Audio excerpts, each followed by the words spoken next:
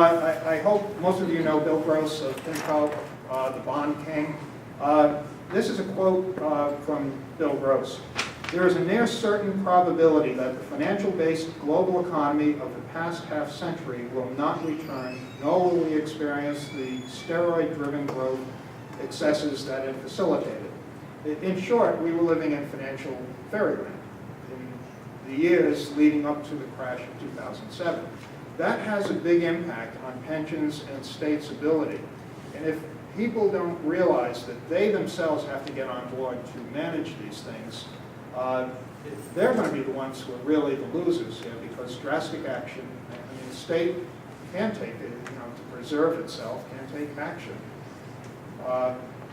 So these are some of the things that I encourage people to think about. Is we are in hard times, and going forward, I think one opinion, my own, you take a look at the Japanese Nikkei, which was up around 39,000 back around 1990, and it's around 10,000 today, and it just went down, and it has been down for the last 20 years.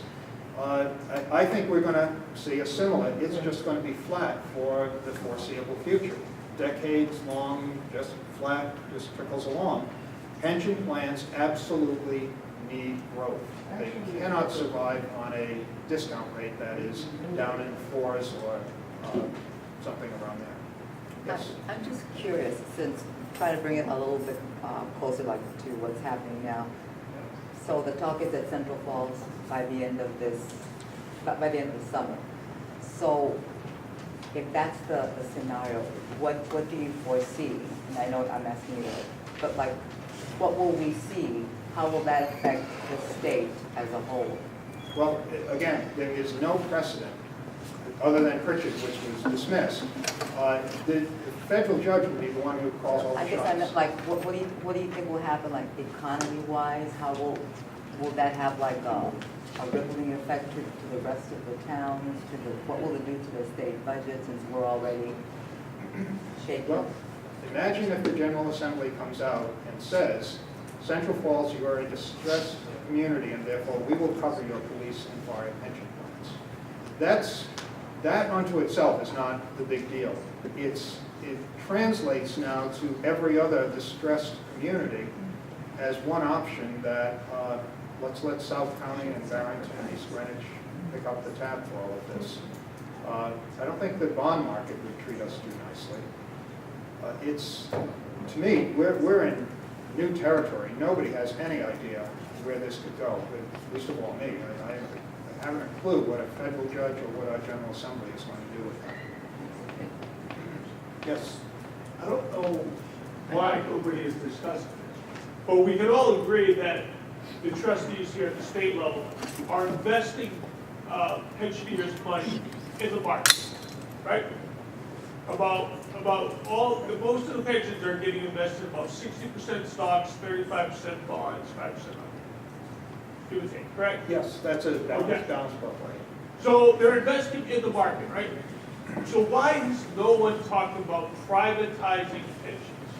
Why is it that we don't take the problems that we're in, and that both a state and a municipal level start auditing bonds?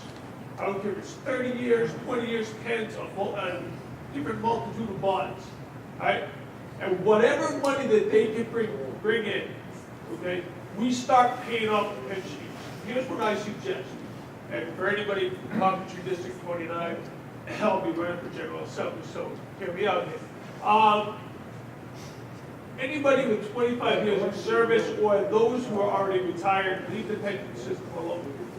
Those with 10 years to 25 years of service, right? Half of whatever they put into the pension system stays given the current guidelines.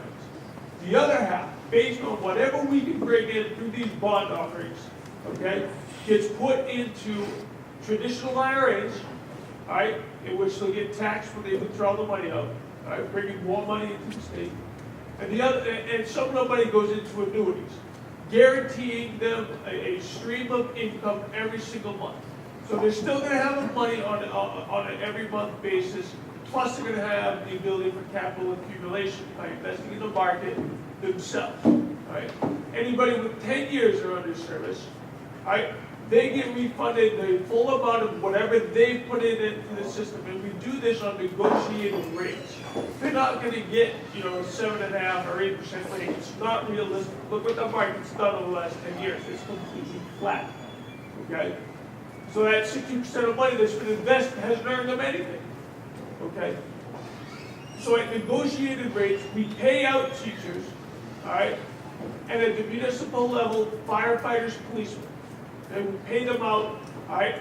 We have a private company come in, all right, in which they bid for the job to handle these pension systems, right? And again, teachers get paid out. They invest in traditional IRAs. They get capital accumulation. They invest some money in annuities. They guarantee a stream of income for the rest of their life. Now, I know the amount of money that we can bring in through bond offerings is a big if in this whole thing, but it's the amount that we can bring in to pay these teachers out. But why not? This way we can eliminate, as far as teachers are concerned, and I'm a teacher, all right?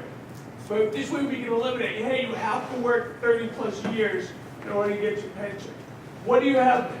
You have teachers who put in 25, 26 years that are just there for the next 3, 4, 5 years, all right, to get their pension. They're not working hard. They're earning a high salary, all right, versus them having the option to leave whenever they want to, all right, get some young blood in there that you pay less, therefore the town's saving money. I don't understand why nobody will talk about privatizing the system.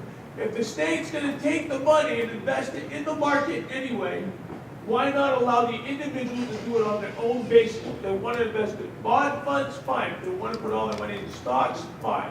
If they want to put it into annuities, fine. Leave the option up to them. You know what I mean? Take it out of the hands of the state and off the backs of the taxpayers.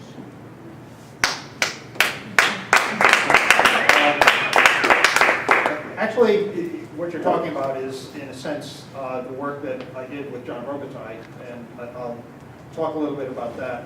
But some of the things, I do understand perhaps why nobody's talking about it, particularly Ms. Raimondo, is we do want the judge in the Council 94 case to make his ruling. You don't want to step in at this point in time and make that kind of a recommendation until you hear what his opinion is. I would agree that nobody should talk about this until that case is actually ruled. But let's take it a little bit towards the direction you want to go.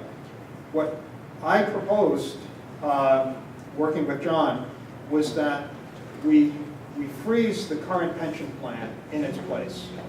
And there are certain IRS rules that you have to adopt. And there are things called soft freezes, hard freezes. There's all kinds of little nuances to how you do it.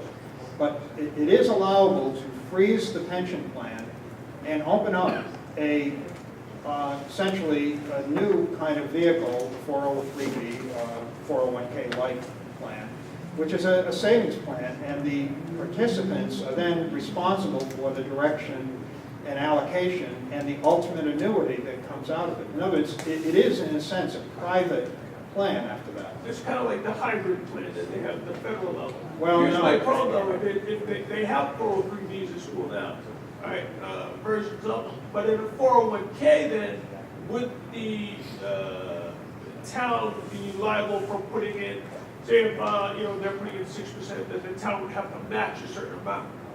Well, as actually, opposed to doing it with a traditional IRA where you don't have to worry about that match. You know what I mean? what John suggested is, given the hard times that the state is facing, is that the employer match would be discretionary. In other words, if we're going through the kind of thing we're going through now, then we would say, okay, the employees, you are responsible to put 100% into your 401k, and there is no employer match at this moment in time. And then it would be, on an annualized basis, the state would make a determination as to the level at which they wanted to do a match. They could go high, they could go low, depending upon how well times were. But again, think of defined contribution plan as it is owned by the employee, that all of the assets are the ownership. In other words, if they Take the have... state out of it. And the state is Exactly. virtually, the only thing that the state does is administer the plan. In other words, they get some people in and say, look, we'd like to create this kind of a plan. Like, I'm saying take the state out of it. That's why you have private industries bid for the job, like Fidelity, like Ameriprise. Have them take over the assets. Then they have their own representatives from private companies that can come in and, you know, help the teachers and invest in the money. Get the state the hell out of the way. Get the taxpayers the hell out of the way. Let private industry grow. This way, you know, companies like Fidelity, Ameriprise, whatever they may be, can go out and hire more people. People who be paying taxes. People who can go in there and help teachers allocate their money. All right, and it would be up to the teachers to do their own research as to how they want to allocate the money. Do they want to put it in stocks, bonds? How much do they want to put in towards an annuity that will build up over time? And like I said, guarantee them, you know, a stream of income for life, just a way of pension. well, you do have to do that today, even in a 403B plan. In short, I wouldn't necessarily feel that that would be safe because of the experience of AIG. I mean, AIG held a humongous number of those types of contracts. And AIG was, as you know, this close to being in default. The credit defaults